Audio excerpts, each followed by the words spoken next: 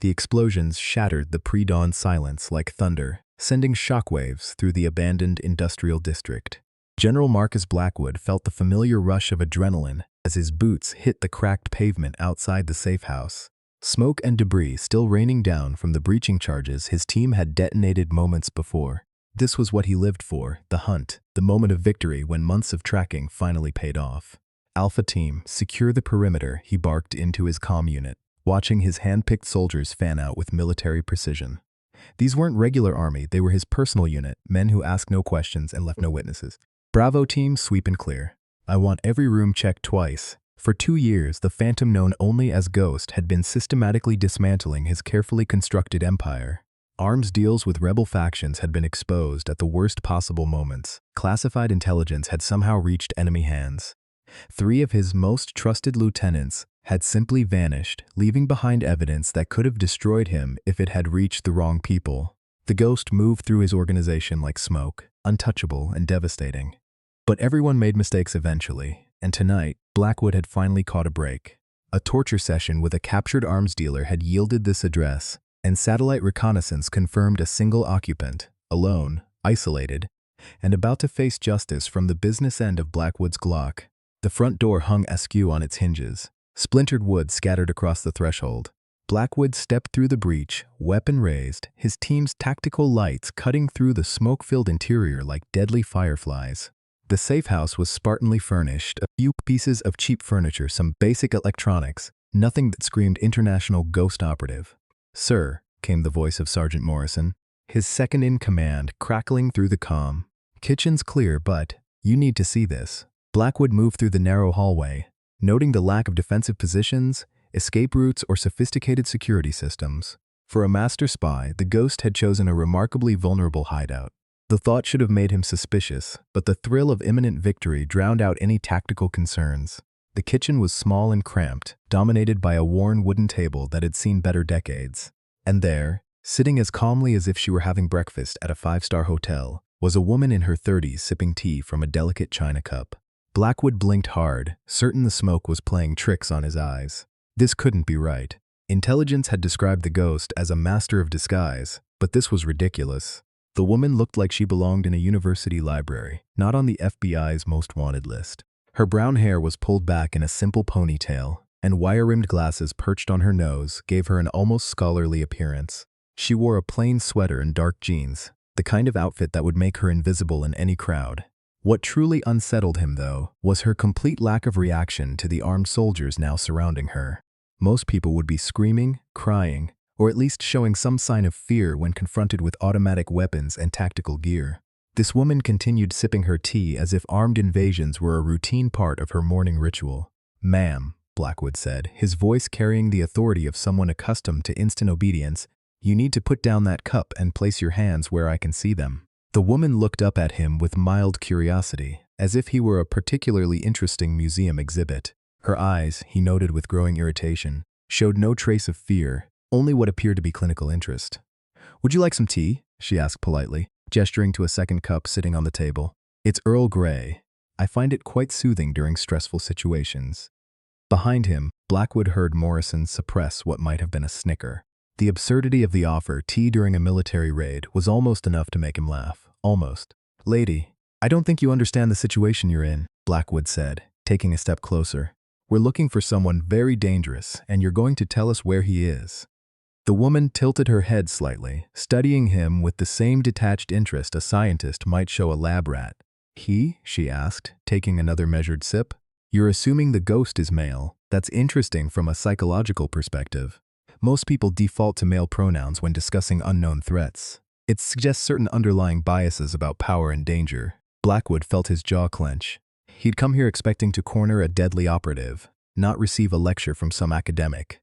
"Where is the Ghost?" he demanded, his patience wearing thin. "That depends," the woman replied calmly, "on your definition of proximity." The cryptic answer made something cold crawl up Blackwood's spine, but he pushed the feeling aside. He'd dealt with smart-mouthed civilians before. They all broke eventually. "You know what I think?" he said, moving closer until he loomed over her seated form. "I think you're protecting him. Maybe you're his girlfriend, or his handler, or just some idealistic fool who thinks she's fighting the good fight. But here's what's going to happen. You're going to tell me everything you know about the ghost's operations, his contacts, his plans, and you're going to do it right now." The woman set down her teacup with deliberate precision, the china making a soft clink against the saucer. When she looked up at him again, there was something different in her expression. Not fear, but what almost looked like pity. "General Blackwood," she said quietly, and the use of his name sent a chill through the room that had nothing to do with the broken windows. "You really should have done more research before launching this operation." The fact that she knew his name wasn't necessarily alarming. His face had been in enough military publications over the years. But there was something in the way she said it, with a familiarity that suggested intimate knowledge rather than casual recognition. "How do you?" he began, but she continued as if he hadn't spoken. "Your psychological profile makes for fascinating reading," she said conversationally. "Textbook narcissistic personality disorder with sociopathic tendencies, masked by just enough charisma to fool your superiors. You genuinely believe that your rank and reputation make you untouchable, which is why you've been so careless about covering your tracks." Blackwood felt his face flush with anger. The calm, analytical way she delivered what amounted to a diagnosis was more infuriating than if she'd simply cursed at him. "Listen here, you academic nobody. Your left shoulder drops approximately half an inch just before you draw your weapon," she interrupted, adjusting her glasses with one finger. "It's a tell that would get you killed against a competent opponent. Your training instructor should have corrected that years ago, but I suppose standards have slipped since my time." The casual mention of military training sent another warning bell clanging in Blackwood's mind, but his anger was building too quickly for rational thought. This mousy librarian was dissecting him like a specimen, and he'd had enough. "Your time?" he snarled, taking another step forward. "Lady, the only time you need to worry about is right now. Because if you don't start talking—" His hand moved toward his sidearm in what he intended as an intimidation tactic, but she was already speaking. "There it is," she said with scientific satisfaction. "The shoulder drop. You telegraph your intentions so clearly it's almost endearing." Something in her tone, the complete absence of fear, the way she spoke as if she were the one in control, finally penetrated Blackwood's rage. He found himself really looking at her for the first time, noting details he'd initially dismissed. Her posture wasn't that of a frightened civilian cowering before armed soldiers. She sat straight-backed and alert, hands visible, but positioned in a way that suggested readiness rather than surrender. And her eyes. Behind those wire-rimmed glasses, her eyes held a sharpness that belonged to someone who had seen violence and emerged victorious. "Who are you?" he asked, his voice dropping to a whisper. The woman smiled then, and it was the most terrifying expression Blackwood had ever seen, not because it was cruel or angry, but because it was genuinely amused. "The wrong question, General," she said, reaching up to slowly remove her glasses. "The question you should be asking is, who did you think you were hunting?" As her glasses came off, something fundamental shifted in the room's dynamic. Without the scholarly accessory, her face took on harder angles, and her eyes, those sharp, intelligent eyes, suddenly seemed familiar in a way that made Blackwood's blood run cold. "No," he breathed, recognition dawning with the weight of an avalanche. The woman who had been calmly sipping tea in the face of an armed raid was no longer the harmless academic she'd appeared to be. The transformation was subtle but absolute, like watching a house cat reveal itself as a tiger. She stood slowly, her movements fluid and controlled in a way that made his trained soldiers look clumsy by comparison. When she spoke again, her voice carried an authority that made his own rank seem like a child's game. "Congratulations, General Blackwood," she said, cleaning her glasses with methodical precision. "You found exactly what you were looking for." The moment her glasses came off, the woman who had been sitting peacefully at the kitchen table ceased to exist. In her place stood something else entirely. A predator that had been hiding in plain sight, and Blackwood finally understood why every instinct he possessed was screaming at him to run. But it was already too late. She moved with a fluidity that defied physics, her body flowing like water around the obstacles in the cramped kitchen. Morrison, positioned to her left with his rifle raised, never saw the strike coming. Her hand shot out in a precise arc, fingers extended like a blade, catching him just below the ear at a pressure point that dropped him instantly. The rifle clattered to the floor as Morrison crumpled, unconscious before his knees hit the linoleum. "Jesus Christ," shouted Thompson, the youngest member of Blackwood's team, swinging his weapon toward the woman.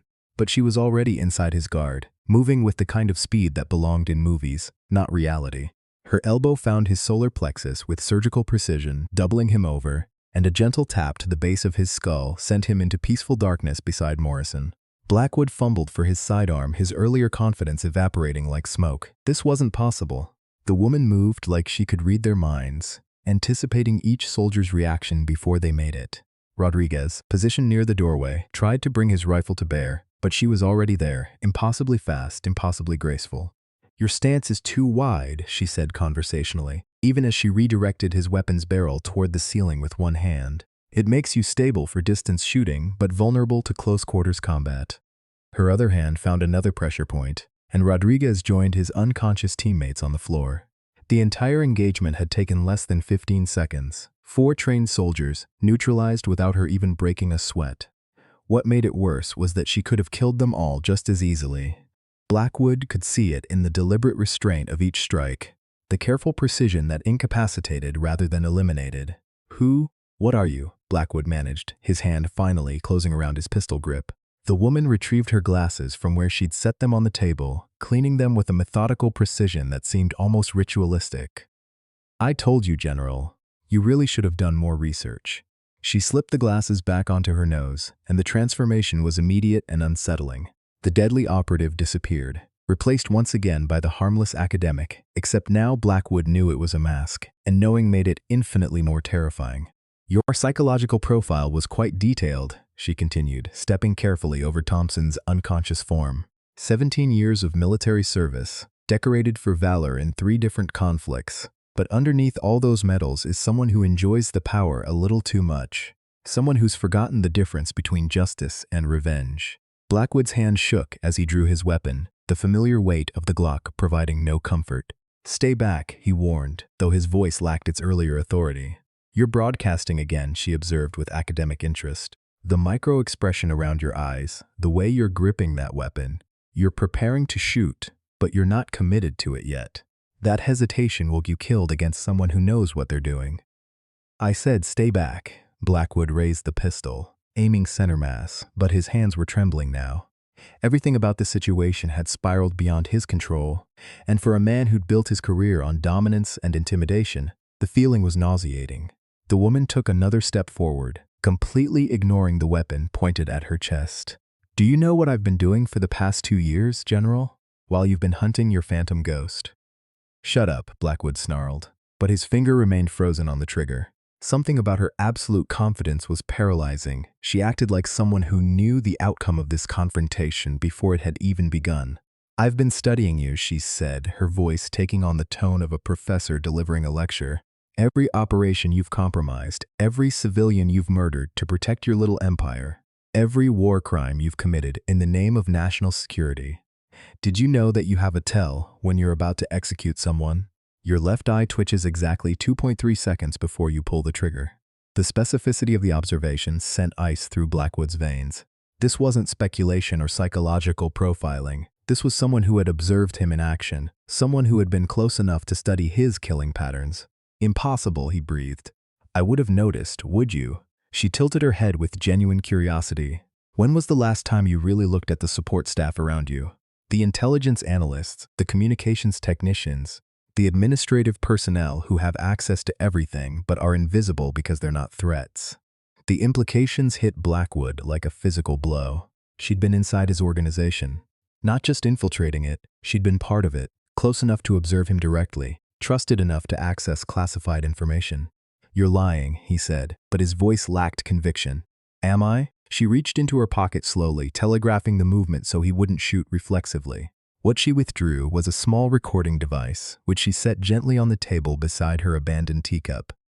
"Would you like to hear your conversation with Colonel Martinez about eliminating those journalists in Kandahar? Or perhaps the one where you discussed selling weapons to the Sudanese rebels?" Blackwood's blood turned to ice water. Those conversations had taken place in his private office, in spaces he'd believed were secure. The recordings could only exist if someone with intimate access had been documenting his activities. "I've been building a case against you for 26 months, she continued, adjusting her glasses with that same clinical precision. "Every illegal order, every murdered witness, every dollar you've stolen from relief funds meant for refugees. It's all documented, General. Recorded, photographed, and corroborated." "You're bluffing," Blackwood said, but the words felt hollow even as he spoke them. Too many pieces were falling into place. The timing of the ghost's attacks, the impossibly accurate intelligence, The way his most secure operations had been compromised. Your left eye just twitched, she observed with scientific detachment. Right on schedule. Blackwood's finger tightened on the trigger involuntarily, but she was already moving. Not away from the gun, toward it. Her hand shot out and clamped down on his wrist with surprising strength, redirecting his aim toward the ceiling just as the weapon discharged. The gunshot was deafening in the enclosed space, but she seemed unaffected by the noise. Poor trigger discipline, she noted, applying pressure to his wrist that made his fingers go numb. The pistol clattered to the floor as his grip failed. You're emotional, which makes you sloppy. Anger is a luxury that professional killers can't afford. She released his wrist and stepped back, leaving him disarmed but unharmed. The casual way she dismissed him as a threat was more humiliating than any physical assault could have been. Professional killers? Blackwood massaged his wrist, trying to restore feeling to his fingers. Is that what you are? I was, she replied, walking back to the table and sitting down again. She picked up her teacup and examined it for cracks, seemingly unconcerned that he might try to attack her again. But that was a long time ago, before I realized that some monsters wear uniforms and hide behind flags. The pieces were finally assembling into a complete picture, and Blackwood felt the bottom drop out of his world. You're not just some civilian the ghost was using. You're not his contact or his handler. She took a sip of her tea, which had somehow remained warm despite the chaos of the past few minutes. I told you, General. You asked the wrong question. Who are you? He whispered, though he was beginning to suspect he already knew the answer. The woman set down her teacup and looked at him over the rim of her glasses. When she smiled this time, it was the expression of someone who held all the cards and was finally ready to reveal her hand. Dr. Elena Vasquez, she said quietly, and the name hit Blackwood like a sledgehammer to the chest. Former Director of Psychological Operations for the Pentagon Special Activities Division. Former trainer of advanced interrogation techniques for classified military units. Former developer of the psychological profiles used to evaluate officers for black operations assignments. Blackwood staggered backward, his mind reeling. Elena Vasquez was a legend in intelligence circles, the woman who had revolutionized military psychology, who had trained an entire generation of operators, who had simply vanished 3 years ago without explanation. And currently, she continued, her voice taking on an edge that made the kitchen feel 10 degrees colder, the person tasked by the Pentagon's Internal Affairs Division with cleaning house, starting with officers who've forgotten that they serve their country, not themselves. The truth crashed over Blackwood like a tsunami. The ghost wasn't some foreign operative or rogue agent. The ghost was one of their own, someone with intimate knowledge of how the system worked, someone with the training and clearance to dismantle criminal networks from the inside. Someone who had been hunting him with the full authority of the United States government. You've been playing a game you didn't even know existed, Elena said, raising the teacup to her lips once more. And General, I'm afraid you just lost. The silence that followed Elena's revelation stretched like a taut wire, broken only by the distant sound of sirens growing steadily louder. Blackwood stood frozen in the middle of the kitchen, his mind struggling to process the complete inversion of everything he thought he knew. The hunter had become the hunted, and he'd walked directly into a trap that had been 2 years in the making. Dr. Elena Vasquez, he repeated slowly, the name tasting like poison on his tongue. But you're dead. The official report said you were killed in a car bombing in Baghdad. Elena's smile was patient, almost pitying. Death is remarkably easy to fake when you have the right resources and motivation. The Pentagon needed someone who could operate without the constraints of official channels, someone who could get close to targets that had become untouchable through conventional means. She gestured gracefully around the modest kitchen. Sometimes the best way to catch a wolf is to dress like a sheep. This is impossible, Blackwood said, though even as the words left his mouth, he knew they rang hollow. The evidence was overwhelming, her intimate knowledge of his operations, her access to classified recordings, the surgical precision with which she'd dismantled his soldiers. You can't be working for internal affairs, I would have known. I have contacts. You had contacts, Elena corrected gently. Past tense. Colonel Martinez, your inside man at the Pentagon? He's been feeding information to my operation for 8 months. Major Stevens at the CIA? Same story. Did you really think your network was so sophisticated that it couldn't be penetrated by someone who helped design the psychological screening processes that recruited half your assets? The sirens were closer now, and Blackwood could see flashing lights beginning to reflect off the grimy windows. His mouth went dry as the implications sank in. If Elena was telling the truth, then every move he'd made, every secret meeting, every illegal transaction had been documented and reported back to the very people he'd been trying to hide from. The arms deals with the Sudanese rebels, Elena continued conversationally, as if discussing the weather. 17 separate transactions over 14 months, total value approximately $12 million. The Pentagon has receipts, shipping manifests, and recordings of your negotiations with rebel leadership. Blackwood's knees felt weak. Those deals had been his most carefully guarded secrets, conducted through intermediaries and encrypted communications. If the government had that level of detail, the journalist murders in Kandahar, Elena went on, checking items off an invisible list. Sarah Chen from the Washington Post, Michael Rodriguez from Reuters, and that freelance photographer whose name you never bothered to learn before you had him executed. We have satellite footage of the execution site and ballistics evidence linking the murders to weapons from your personal armory. Stop, Blackwood whispered, but Elena was relentless. The relief fund embezzlement, the weapons sales to known terrorist organizations, the torture and murder of prisoners who were supposed to be transferred to lawful detention. Her voice remained clinically detached, as if she were reading from a medical chart rather than cataloging war crimes. Shall I continue, or would you prefer to hear about the civilian bombing you authorized to cover up that mess in Syria? The kitchen walls seemed to be closing in around Blackwood. Each revelation was like a nail being driven into his coffin, and the casual way Elena delivered them made it clear that she had enough evidence to bury him 10 times over. Why? He managed to croak. If you've had all this evidence for months, why wait? Why this elaborate charade? Elena removed her glasses again, cleaning them with that same methodical precision. Without them, her face seemed sharper, more predatory. Because evidence of crimes is one thing, General. Evidence of the systematic corruption that allowed those crimes to happen is something else entirely. You weren't operating in a vacuum. You had help, protection, people in high places who turned blind eyes when it was convenient. The implications hit him like a physical blow. You're after my entire network. Every last one of them, Elena confirmed. Your contact at the State Department who helped you falsify diplomatic pouches. The defense contractor who provided untraceable weapons. The CIA operative who fed you intelligence on journalists who were getting too close to the truth. The senator who blocked investigations into your activities. She stood up from the table, moving with that same fluid grace that had allowed her to disable his soldiers so effortlessly. Did you really think we would settle for just the triggerman when we could have the entire conspiracy? Blackwood backed against the kitchen counter, his eyes darting toward the windows. The flashing lights were right outside now, and he could hear heavy footsteps on the stairs leading to the apartment. His escape routes were cut off, but his mind was still racing, still looking for angles. You can't prove I knew about any systematic corruption, he said desperately. Even if you have evidence of individual crimes, you can't prove I was part of some larger conspiracy. Elena's laugh was soft but utterly without warmth. Can't I? General, you've been confessing for the past 10 minutes. Did you think this conversation wasn't being recorded? She pulled her phone from her pocket and showed him the screen. A recording app had been running the entire time, capturing every word he'd spoken since entering the kitchen. Your admission that you had contacts in the Pentagon and CIA. Your failure to deny any of the specific crimes I mentioned. Your knowledge of details about illegal operations that only someone at the center of the conspiracy would possess. Elena slipped the phone back into her pocket. A good prosecutor could build a RICO case on this conversation alone. The front door exploded inward with a crash that shook the entire building. Heavy boots thundered through the apartment as voices shouted military commands.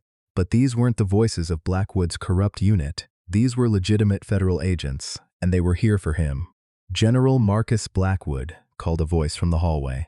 This is Agent Sarah Kim, FBI. You are surrounded and under arrest. Come out with your hands visible. Blackwood looked at Elena with desperation. This isn't over. Even if you arrest me, even if you think you have my network, there are people above me. People you can't touch. People like Senator Harrison? Elena asked mildly. The one who's been receiving regular payments from defense contractors in exchange for his protection. He was arrested about 30 minutes ago. Or perhaps you mean General Morrison at the Pentagon. He's been in federal custody since yesterday morning. The color drained from Blackwood's face. That's impossible. I spoke to Morrison yesterday afternoon. You spoke to Agent Parker, who's been impersonating Morrison in phone conversations for the past week. We needed to see how far down the rabbit hole went, and you've been wonderfully helpful in that regard. The apartment was full of federal agents now, their voices coordinating the systematic search and seizure of evidence. Blackwood could hear them documenting everything, photographing the scene, bagging potential evidence. Dr. Vasquez, came a respectful voice from the doorway.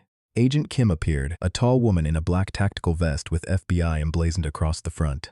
Package secure. Delivered as promised, Elena replied, her voice taking on the crisp authority of someone accustomed to command. All primary objectives achieved. Secondary targets are in custody? Confirmed. The entire network rolled up simultaneously across 6 states and 2 countries. Cleep. Blackwood stared at the 2 women with dawning horror. How long? He whispered. How long have you been planning this? Elena put her glasses back on, transforming once again into the mild-mannered academic who had been sipping tea when he'd burst through the door. The operation was authorized 3 years ago, shortly after the first credible reports of systematic corruption in Black Ops divisions reached the Pentagon. My death was staged to give me the freedom to operate without oversight or interference. 3 years, Blackwood repeated numbly. You've been hunting me for 3 years. Not just you, Elena corrected. You were part of a larger pattern, a cancer that had metastasized throughout multiple agencies and military branches. Officers who had forgotten that they served something larger than themselves, who had decided that their authority gave them the right to profit from misery and chaos. Agent Kim stepped forward with handcuffs, but Elena held up a hand. Give us a moment, please. The FBI agent nodded and withdrew, leaving Elena alone with Blackwood one final time. The general who had entered the apartment convinced of his own invincibility now stood broken and defeated, the full weight of his crimes and their consequences finally settling on his shoulders. You know what the real tragedy is, General? Elena asked softly. You were a good soldier once. Your early record shows genuine heroism, real dedication to protecting your country and your men. Somewhere along the way, you lost sight of why you were fighting. And you? Blackwood asked bitterly. What makes you any different?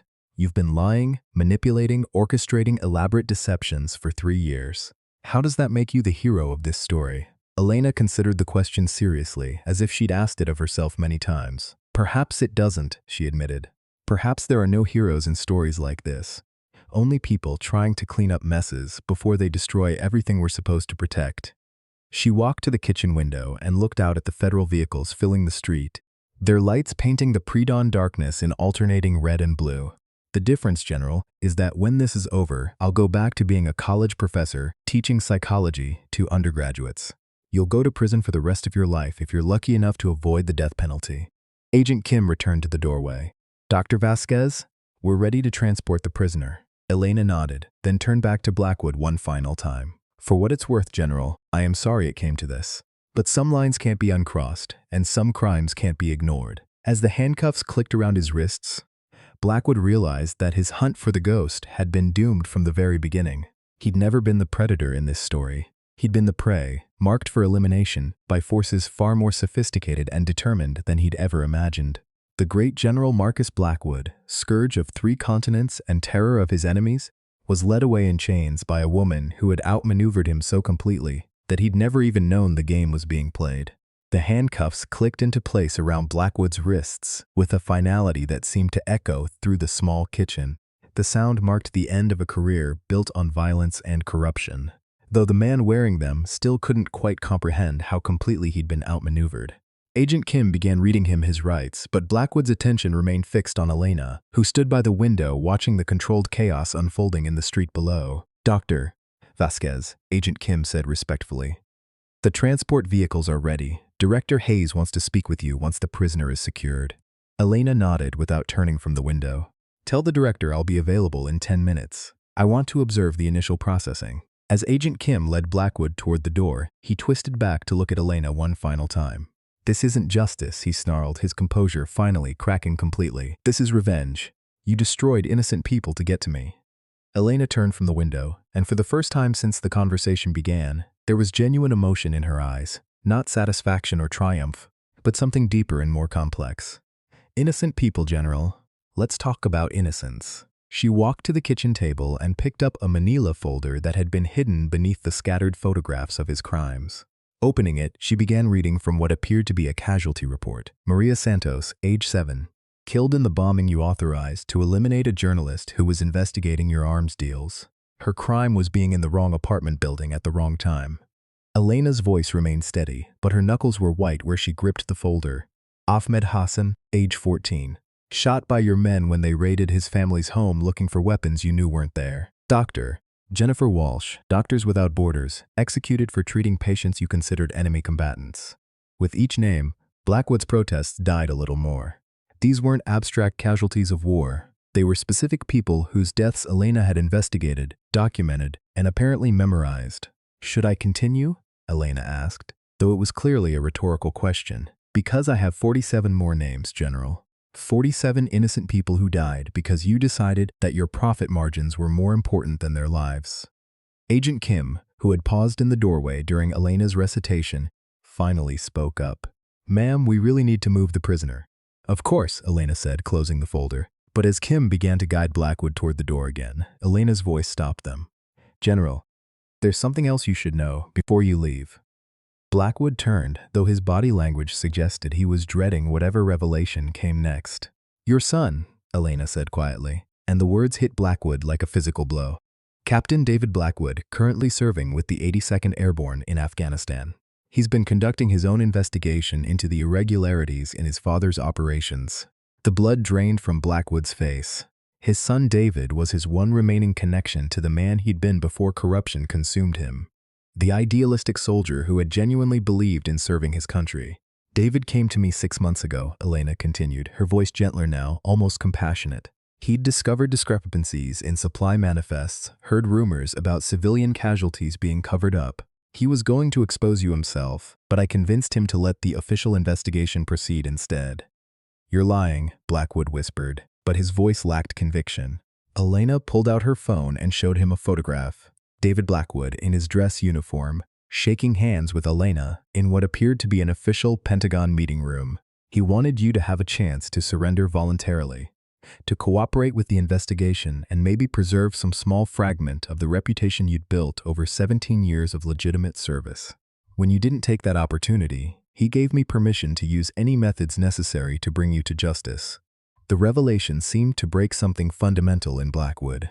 His shoulders sagged as the last of his defiance evaporated. The knowledge that his own son had participated in his downfall was apparently the final blow to his already shattered worldview. "He still loves you," Elena said softly. "Despite everything you've done, despite all the evidence he helped us gather, he still believes that somewhere inside the monster you became is the father who taught him about honor and duty and serving something greater than yourself." Agent Kim cleared her throat. "Dr. Vasquez, I really do need to transport the prisoner now. The media is starting to gather outside, and Director Hayes wants this done quietly." Elena nodded and walked back to the window. Below, she could see news vans beginning to arrive, their satellite dishes extending like metal flowers reaching toward the gray dawn sky. "Take him through the back entrance. Avoid the cameras if possible." As Agent Kim finally led Blackwood out of the kitchen, Elena remained by the window, watching the systematic dismantling of the crime scene below. Federal agents moved with practiced efficiency, loading evidence boxes into unmarked vehicles while maintaining a secure perimeter around the building. Her phone buzzed with an incoming call. The caller ID showed Director Hayes, FBI. "This is Vasquez," she answered. "Elena, outstanding work." The simultaneous arrests went off without a hitch. "We've got the entire network in custody, from the senator down to the arms dealers. The evidence you gathered will keep prosecutors busy for the next 5 years." Elena rubbed her temples, suddenly feeling the weight of 3 years of deception and manipulation. "Any complications?" "A few of the targets tried to run, but we anticipated that. The Swiss bank accounts have been frozen, the offshore assets are being seized, and the diplomatic immunity claims are being rejected. It's a clean sweep." Through the window, Elena watched as Blackwood was loaded into an unmarked sedan, his head down and shoulders slumped in defeat. For a moment, she felt something that might have been pity for the broken man who had once been a decorated war hero. "What about the international ramifications?" she asked. "Some of these operations involved foreign governments. State Department is handling the diplomatic fallout, but they're confident that most affected governments will cooperate. Nobody wants to be seen as harboring war criminals, especially when we have this much documentation." Elena closed her eyes and leaned against the window frame. "And the cleanup? How many careers are going to be destroyed by the collateral damage?" There was a pause before Director Hayes responded. "Elena, you know as well as I do that some institutions have to be torn down before they can be rebuilt properly. The corruption wasn't limited to Blackwood's immediate network. It had spread through multiple agencies and military branches. Yes, a lot of careers are going to end, but they're careers that should have ended years ago." "I know," Elena said, though her voice lacked enthusiasm. "It's just 3 years of living a lie takes its toll. Sometimes I forget which version of myself is real anymore. The version that just took down one of the largest corruption networks in military history. Hayes said firmly. The version that prevented God knows how many future atrocities by removing these people from positions of power. That's the real Elena Vasquez. After ending the call, Elena remained by the window for several more minutes, watching the sun rise over a city that had no idea how close it had come to being complicit in systematic war crimes. The irony wasn't lost on her. She had saved American lives and American honor by destroying American careers, protected democracy by operating in the shadows beyond democratic oversight. A soft knock on the doorframe interrupted her brooding. Agent Kim had returned, carrying a steaming cup of coffee that smelled like it came from somewhere much better than the apartment's cheap machine. "Thought you might need this," Kim said, offering the cup. "It's been a long night." Elena accepted the coffee gratefully, inhaling the rich aroma. "How did Blackwood take the transport?" "Like a broken man," Kim replied honestly. "He didn't say a word, didn't resist, didn't even seem to be fully present. I think the reality of what happened is finally sinking in. And his soldiers? The ones I incapacitated. Medical team cleared them. Just some bruised egos and sore pressure points. They're all in custody, and their lawyers are already trying to negotiate plea deals. Amazing how quickly people cooperate when they realize the scope of the evidence against them." Elena sipped her coffee and nodded. She'd been careful not to cause permanent damage to Blackwood's men, despite having the skills to kill them all in seconds. Some of them were victims of Blackwood's corruption as much as they were perpetrators, young soldiers who had been gradually corrupted by an officer they trusted and respected. "Dr. Vasquez," Kim said hesitantly. "Can I ask you something personal?" "Of course. How do you do it?" "Spend 3 years pretending to be someone else, manipulating people, orchestrating elaborate deceptions. How do you not lose yourself in all the lies?" Elena considered the question seriously. It was something she'd struggled with throughout the operation, especially during the moments when she'd had to watch Blackwood commit atrocities while maintaining her cover. "You remember why you're doing it," she said finally. "Every time the deception starts to feel normal, every time you catch yourself enjoying the manipulation, you remember the faces of the people you're trying to protect. Maria Santos, Ahmed Hassan, Dr. Jennifer Walsh. You remember that your temporary discomfort is nothing compared to their permanent silence." She finished her coffee and set the empty cup on the windowsill. "And you remind yourself that when it's over, you get to go back to being a normal person. They don't get that luxury." Kim nodded thoughtfully. "What will you do now? Back to teaching?" Elena smiled for the first time in what felt like years, a genuine expression of relief and anticipation. "Back to teaching psychology to undergraduates who think they have life figured out. Back to grading papers and attending faculty meetings and arguing about curriculum changes. Back to a life where the biggest crisis is whether to require students to buy the latest edition of the textbook." She gathered her things, the manila folder, the recording device, her phone, and prepared to leave the apartment that had served as the final stage for a 3-year operation. At the door, she paused and looked back at the kitchen table, where she'd sat calmly drinking tea while Blackwood's world collapsed around him. "Agent Kim," she said, "make sure that table gets returned to whoever furnished this place. It deserves a peaceful retirement after everything it's witnessed today." As Elena walked out of the building and into the morning sunlight, she felt the weight of 3 years of deception finally lifting from her shoulders. General Marcus Blackwood would spend the rest of his life paying for his crimes. His network of corruption had been systematically dismantled, and justice had been served with the cold precision of a perfectly executed military operation. The ghost had completed her mission and could finally rest.